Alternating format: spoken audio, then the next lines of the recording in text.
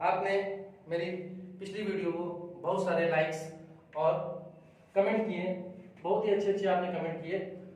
तो आज मैं उसी उत्साह के साथ और एक नई ऊर्जा के साथ आपके सामने आया हूँ और आपको एक नए विषय के साथ खेल खेल में सिखाने आया हूँ हिंदी को।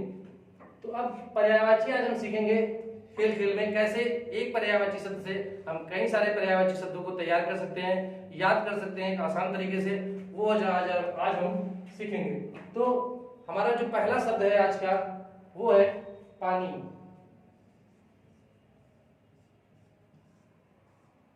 पानी के पर्यायवाची से हम कई और शब्दों के पर्यायवाची सीख सकते हैं। तो पानी के पर्यायवाची क्या क्या होते हैं? जल, अम्ब, नीर, वारी और तोय। अब ये हो गए हमारे पानी के पर्यायवाची। ऐसे बहुत सारे पानी के पर्यायवाची हैं, लेकिन हम कुछ पर्यायवाची लेके चल रहे हैं जिससे हम और भी नए शब्द, नए पर्यायवाची के शब्द बना सकें। कुछ शब्द जोड़ दें। अगर हम इनके पर्यायवाचियों में जो पर्यायवाची शब्द लिखे हैं पानी के, कुछ नए शब्द अगर जोड़ देते हैं, कुछ नए अक्षर या वर्ण जोड़ते हैं, तो एक नया पर्यायवाची वो बन जाता है, नए शब्द का पर्यायवाची बन जाता है। तो अब वो कौन से अक्षर हैं जिन्हें हम जोड़े तो हमें एक नया पर्यायवाची प्राप्त हो जाए। तो सबसे पहले जा। जा, जा मतलब जन्म लेने वाला। तो जन्म लेने वाला, अब अगर हमने जल में जोड़ दिया जा तो बोलो जलज, जल में जन्म। अम्बु, अम्बुज। नीर में जा जोड़ा तो हो गया नीरज। उसके बाद वार में अगर जा जोड़ा तो हमारा बना वारिज। ऐसे तोय में जा जोड़ा तो बन गया तोयज। अब हमने देखा कि जा जोड़ने पर हमारा जल से जलज, अम्बु से अम्बुज, नीर से नीरज, वारी से वारिज और तोय से तोयज बने। तो जा जोड़ने पर अब ये सभी नए शब्द ये किसके पर्यायवाची हैं? ये हमारे हैं कमल के। किसके पर्यायवाची हैं? तो कमल के। तो कमल के पर्यायवाची अब हमें याद करने की जरूरत नहीं है। यदि हमें पानी के पर्यायवाची याद है तो हम उनमें से बहुत सारे कमल के पर्यायवाची निकाल सकते हैं एक आसान तरीके से, केवल जा जोड़ने पर। अब एक नया दूसरा वर्ड है दा। अगर इनमें हमने दा जोड़ा तो वो कौन सा नया शब्द बना या नए शब्द का पर्यायवाची बना? ये सीखते हैं हम लोग। जलद,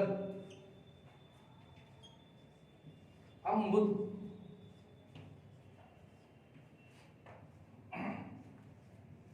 नीरद, वारिद और तोयद। तो दा जोड़ने पर हमें कौन से नए शब्द का पर्यायवाची प्राप्त हुआ? वो है हमारा बादल। क्या है? बादल। अब बादल में भी दा है और यहाँ पर हम दा जोड़ भी रहे हैं। तो इस तरीके से याद कर सकते हैं कि जा जुड़ा था तो कमल का पर्यायवाची बना और जब दा जुड़ा तो बादल का पर्यायवाची बना। अब एक और है धी। धी अगर इन सभी शब्दों में, सभी पर्यायवाची शब्दों में जोड़ेंगे तो हमें किसका पर्यायवाची शब्द मिल रहा है? तो हमने जोड़ा, जल से बन गया जलधि। फिर है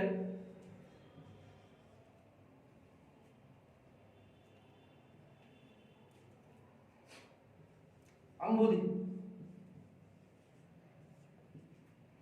ऐसे ही हमने जुड़ा नीरज, वारिधि, तोयद।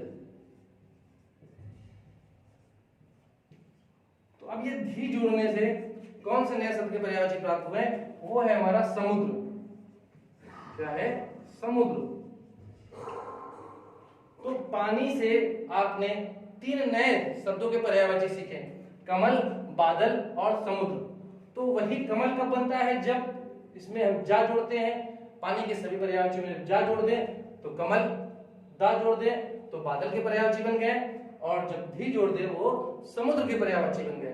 तो 1 से 3, अब 1 से 3 बार किया। अब हमारा अगला शब्द हम लेके चलेंगे जिससे हम कुछ और पर्यायवाची बनाएंगे, जैसे कि आकाश।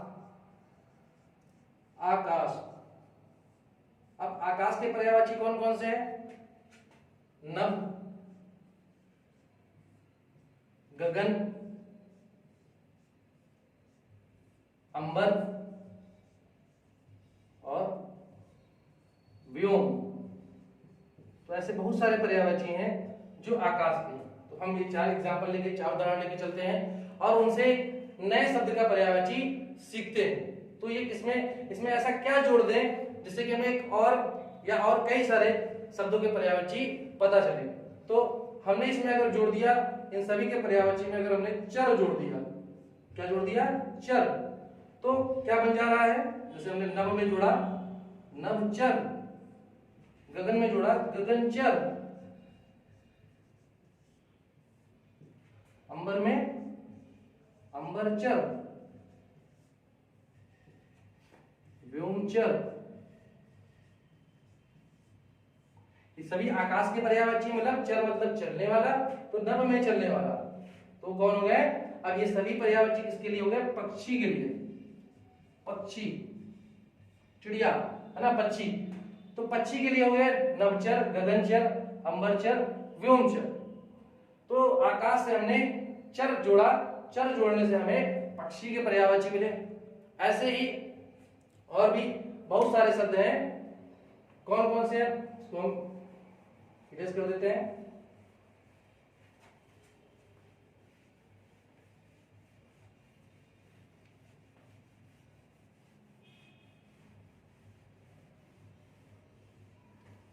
और एक नए शब्द का पर्यायवाची सीखते हैं, वो है हमारा रात। तो रात के बहुत सारे पर्यायवाची हैं, जैसे कि रात्रि, निशा, रजनी,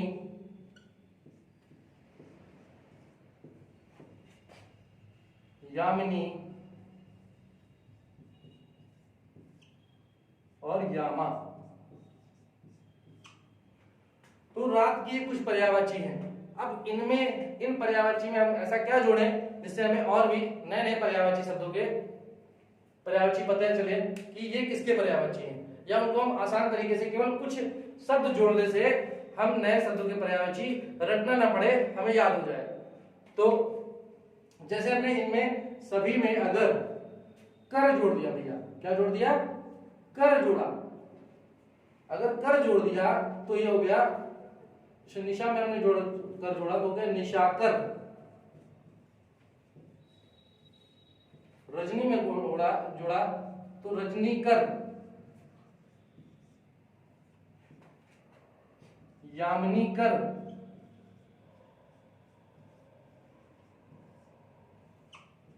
यामाकर। तो कर जोड़ने पर हमें कौन से नए शब्द का पर्यायवाची मिला? वो है हमारा चंद्रमा। क्या है? चंद्रमा। तो ये सभी शब्द जो बने कर जोड़ने पर वो सब किसके पर्यायवाची हैं? चंद्रमा के। अब अगर इसी में अगर हम चर जोड़ दें, चर, तो चर मतलब चलने वाला। अब निशा, रात्रि में जो चलता है उसे क्या बोलते हैं? वाक्यांश के लिए एक शब्द के लिए भी हो गया कि रात्रि में चलने वाला निशाचर अर्थात राक्षस। तो ये सभी किसके बन जाएंगे? राक्षस के। निशाचर, रजनीचर, यामिनीचर,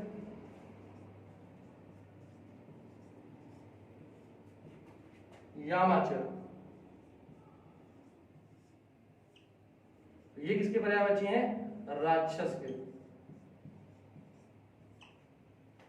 तो आपने देखा रात का एक पर्यायवाची, आपने रात के पर्यायवाची याद किया और रात से आपने 2 पर्यायवाची बनाए। एक में कर जोड़ा तो कर जोड़ने पर हमें चंद्रमा के पर्यायवाची तैयार हो गए, चंद्रमा के पर्यायवाची याद हो गए, और चर जोड़ने पर राक्षस के पर्यायवाची याद हो गए।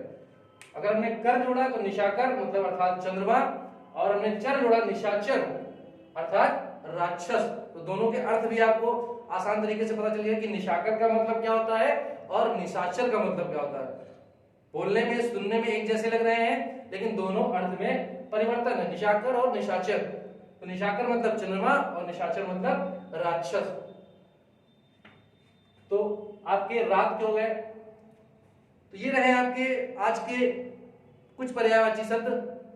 और भी बहुत सारे पर्यायवाची शब्द हम आने वाली वीडियोस में देखेंगे। इसी तरीके से आसान ट्रिक के माध्यम से कुछ ना कुछ जोड़ते हुए नए नए पर्यायवाची शब्द सीखेंगे बहुत ही आसान तरीके से। तो मैं आपसे उम्मीद करता हूं कि आपको ये हमारा आज की क्लास पसंद आई हो, समझ में आई हो। और हम आपसे विनती करते हैं, आपसे उम्मीद करते हैं कि आप हमारे वीडियोस को बहुत ज्यादा सब्सक्राइब करें, बहुत ज्यादा लाइक करें, शेयर करें और अपने सभी दोस्तों के साथ शेयर करें जिससे उनको बहुत सारा लाभ मिल सके। धन्यवाद।